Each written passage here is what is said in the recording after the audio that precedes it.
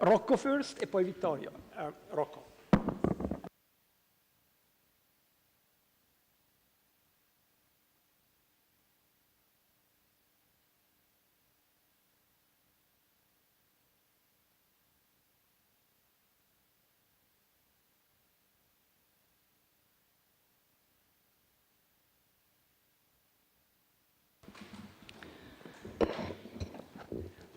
I have a preliminary question. Is telling a joke compatible with the gravity of this academy? May I? Good. It is a joke I have heard some 20 years ago. Do you know what is an Austrian? Perhaps he has heard the same joke I have heard then. An Austrian is a German who has been exposed too long to the bad influence of Italians. I tell this joke because it gives you an immediate perception of the fact that a national identity, a cultural identity, may be inclusive of the relation to another cultural identity, so that the two cultural identities can really be understood only in the relation to one another. Why did I choose Austria?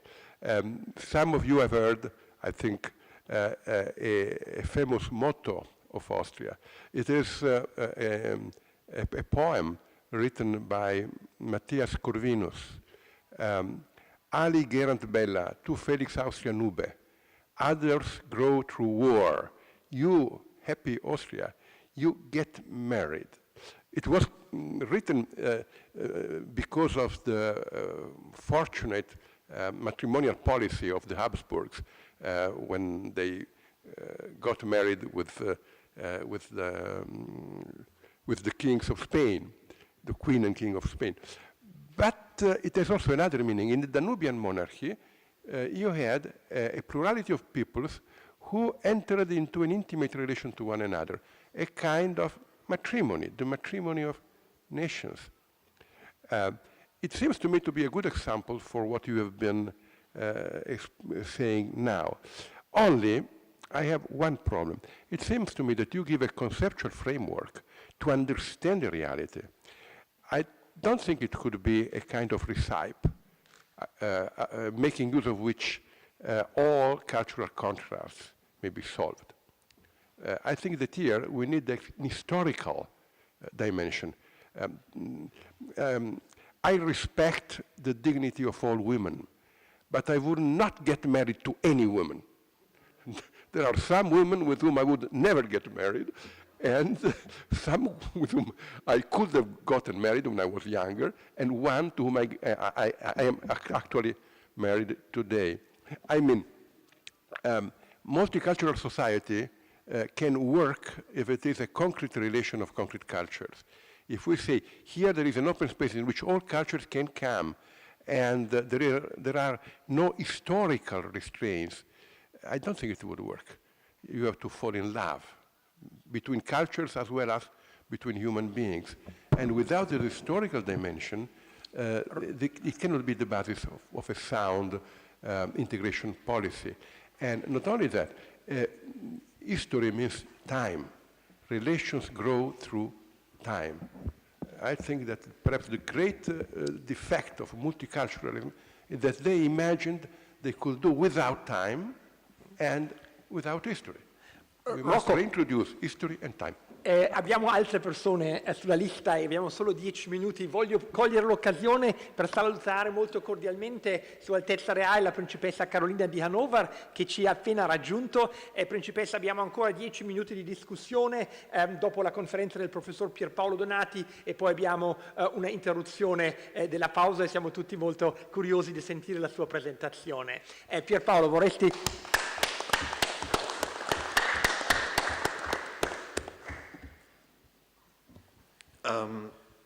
Yes, I agree, Rocco. Thank you very much indeed. Your example, how a national identity is intrinsically relational, is very much true, effective. I mean, when I think of myself as an Italian, should I define my national identity in opposition to the others, to the French, the German, the British? No. This is the binary distinction. Luhmann would say, your identity is based upon an opposition, a distinction which is a slash. A slash means that your identity is the negation of the other identity, because something is something because it's the negation of everything which is not that something, epistemologically speaking. And it's not also a contractual identity, because I cannot contract my Italian identity with the Germans, with the French, and so on. It would be a puzzle. So yes, it's a cultural product of time, of many temporal cycles in history. Now, your question is about the recipe, if the conceptual framework is a recipe or not. Well, I don't think that it is a recipe in a very instrumental way, but it's a recipe because it can help you in managing the three different semantics when you have an issue. For instance, you posed the example, I would like to marry, what would be my spouse, what woman I would choose. Now, if you don't have a clear way to distinguish why you are choosing one person or another, you may get lost in a way or make a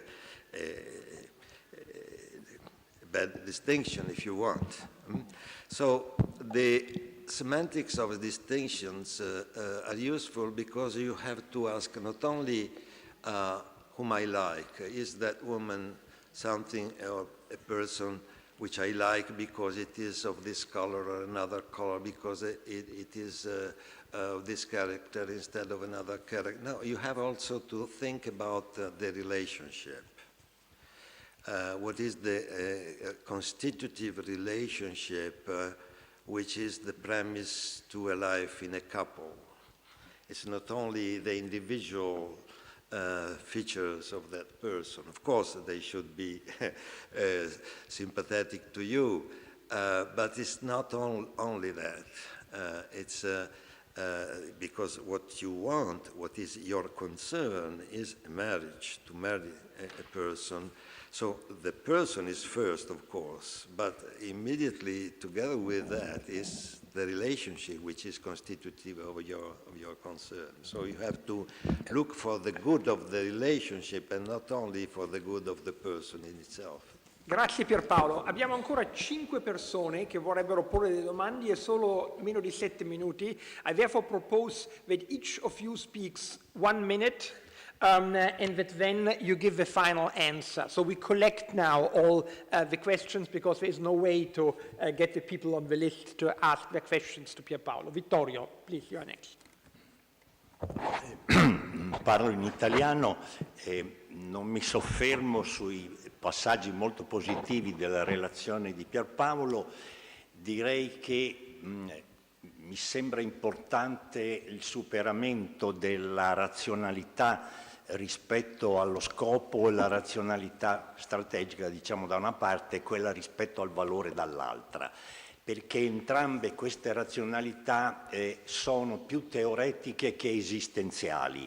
E quando noi partiamo da un discorso sulla convergenza tra culture, dobbiamo sempre tenere presente il piano storico legandolo al piano ideale.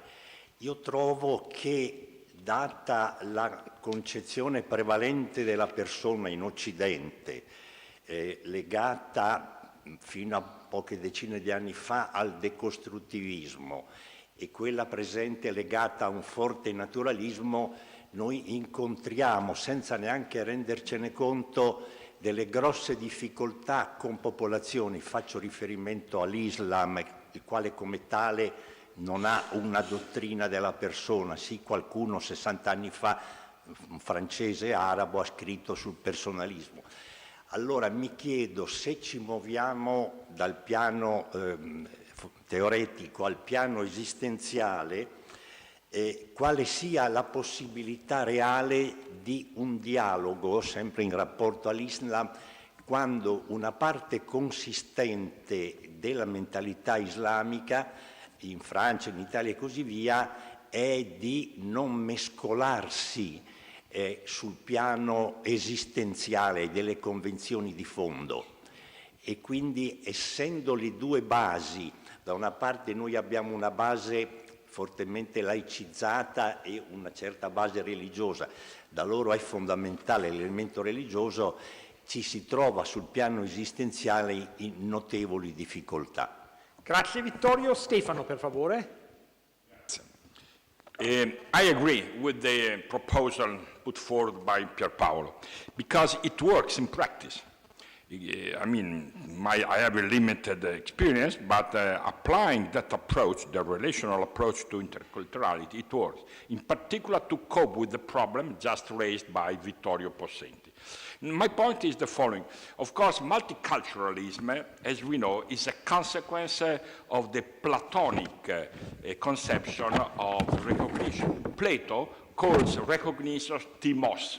Timos, it's, according to Plato, it's a passion. People have a passion to be recognized. And what today is multiculturalism is exactly, and in fact, Plato uses the metaphor of Ulysses, the instrumental rationality of Ulysses to explain it. So my point is the following.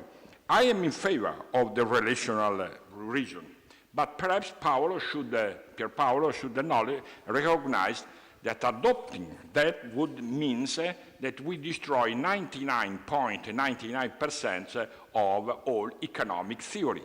And now he's not here, Stiglitz or Partner-Dasgupta, because that is the... So I ask him whether or not there is a way to cope with this difficulty.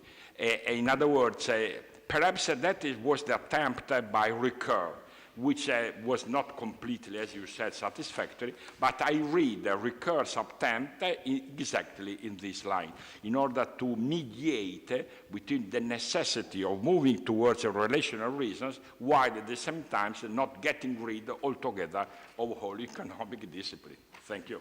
Grazie Stefano. Professeur Louis Sabourin. Merci beaucoup, Monsieur le Président. D'abord, je veux féliciter notre collègue Donati pour avoir choisi un sujet extrêmement pertinent. Je le soulignais, il existe à peu près 6000 groupes ethniques sur la Terre, 193 États aux Nations Unies. Conclusion très nette, la plupart des États dans le monde sont multiculturels. À commencer par mon pays, où l'exemple du multiculturalisme est très présent. Je trouve néanmoins que la première partie de votre travail, qui est si intéressante, c'est que vous prenez pour acquis que le multiculturalisme, pour trois grandes raisons, morphologiques, épistémologiques, morales et politiques, est un échec. Et vous proposez de le remplacer par ce que nous appelons maintenant l'interculturalisme, sans le définir réellement. Puis vous évoluez à la fin pour une proposition théorique qui me semble excellente. Alors j'aimerais peut-être que vous alliez un petit peu plus loin sur les échecs du multiculturalisme, parce que dans beaucoup de régions du monde, enfin, il y a eu quand même un certain nombre de succès, quoique je partage votre point de vue, que le temps est venu de passer du multiculturalisme à l'interculturalisme. Pierpaolo, adesso dobbiamo fare una scelta. Ci sono ancora 2 persone sulla lista. Tu puoi stare ancora 3-4 minuti o devi andartene in post permesso? Fava, please. I have 2 questions. In the context of relational semantics and relational reflexivity, there is also a feeling in that relation, there is always a feeling of superiority of one culture. It exists everywhere, I think. Is it a problem, the sense of superiority of particular cultures? And if that is a problem, how to overcome this sense, or to use Margaret's term, how to create top-down attitude. Okay. The second, in the shift from multiculturalism to interculturality, is there also, it's a doubt for me, is there also a slight negation of the importance or significance of cultural reality? Thank you. And the last question to Paolo Carrozza, please.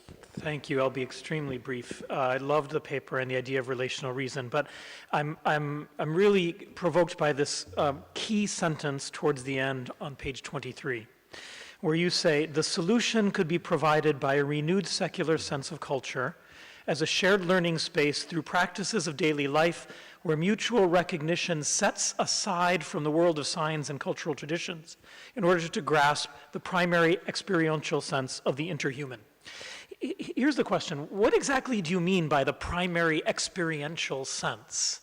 I think I have some idea of what that means, but I'm not really sure.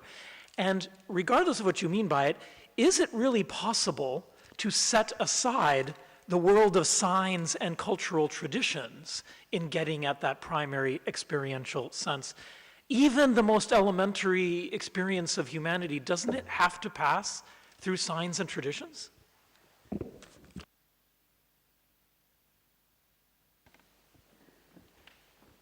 Thank you to all the speakers. Of course, in 2 minutes I cannot answer, but a common answer to all of them is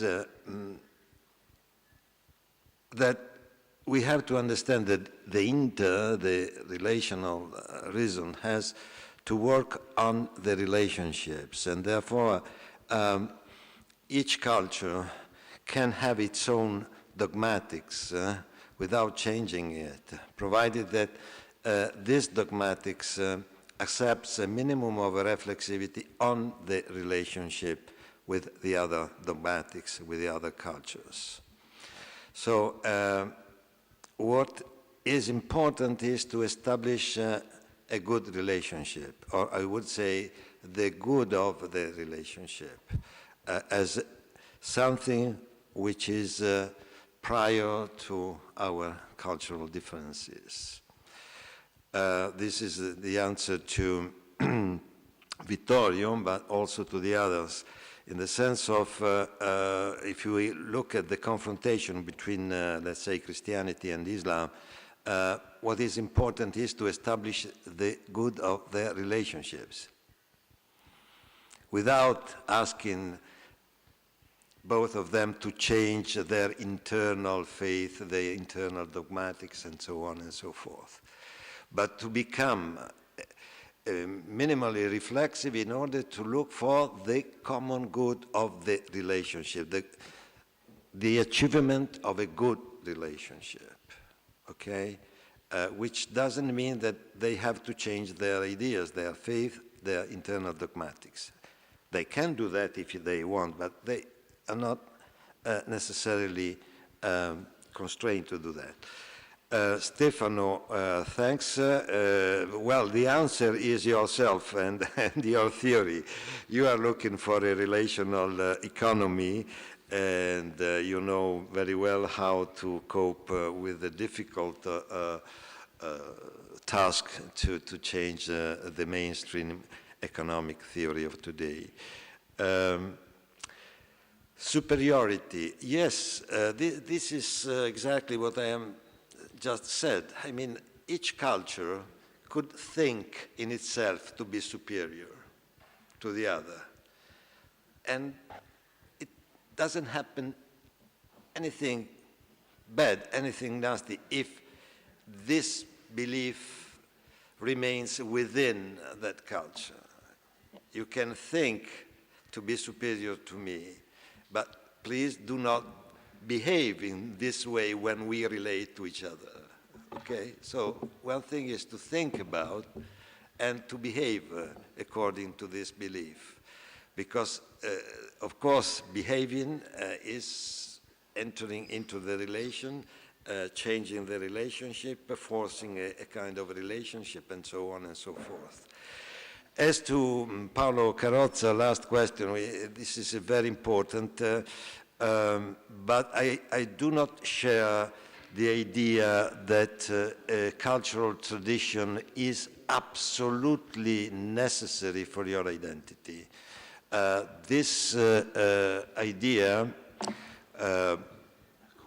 I think one could refer to McIntyre, your colleague McIntyre at Notre Dame. I don't think is a good theory because traditions are necessary but not deterministic. I mean, from this point of view, I'm thinking much more in a phenomenological way. I mean, experience, the primary meaning of your life comes from your life world. Of course, tradition can help, but they are not something sacred to be put there. You have to develop a tradition. While in McIntyre terms, traditions are something really, I wouldn't say closed, but very much fixed up there and unchangeable to some extent. So that's very important to me. Thank you. Grazie Pierpaolo per le risposte.